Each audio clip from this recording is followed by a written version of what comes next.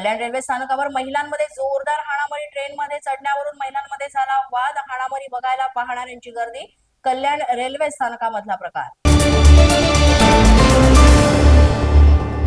Montha चक्रीवादळ ओडिशाच्या किनाऱ्यावर धडकलं. ओडिशा किनारपट्टीवर वेगानं वाहिले वारे. ओडिशाच्या किनारपट्टीवर सतर्कतेचा देण्यात आला इशारा.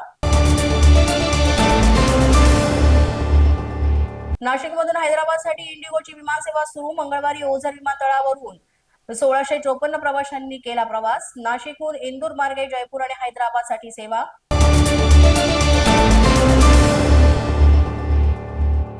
समुद्रामध्ये वादळी स्थितीमुळे मासेमारी बंद. मासेमारीवरचा उदरनिर्वाह असलेले मच्छीमार संकटात. गेल्या 45 दिवसांपासून मासेमारी बंद. प्रशासनानं मच्छीमारांना नुकसान भरपाई देण्याची केली मागणी.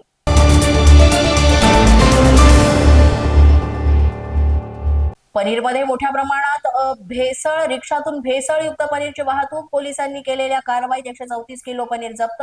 एकूण 28,140 रुपये किमतीचा मुद्देमाल जप्त.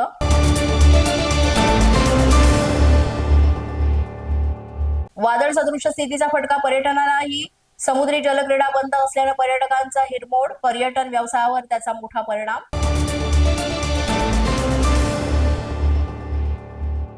फडणवीसांच्या गृहमंत्री पदाविरोधात एकजूट. महाराष्ट्राला दुसरा गृहमंत्री हवाय. महाविकास आघाडीची मागणी.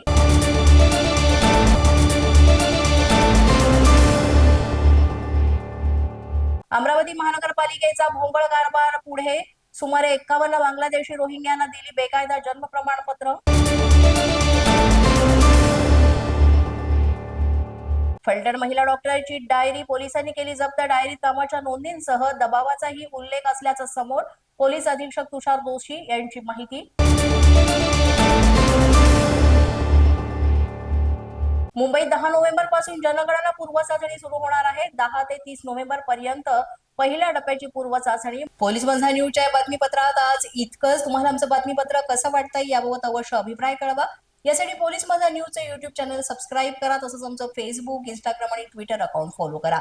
अधिक माहितीसाठी आमच्या www.policemazhanews.com या वेबसाईटला भेट द्या. आमचे अधिकृत प्रतिनिधी व्हायचं असेल तर स्क्रीनवर दिलेल्या क्रमांकांवर आजच संपर्क साधा. आजच्या बातमीपत्रात इतकंच. पुन्हा भेटूया पुढील बातमीपत्रात. तोपर्यंत पाहत रहा पोलीस माझा न्यूज.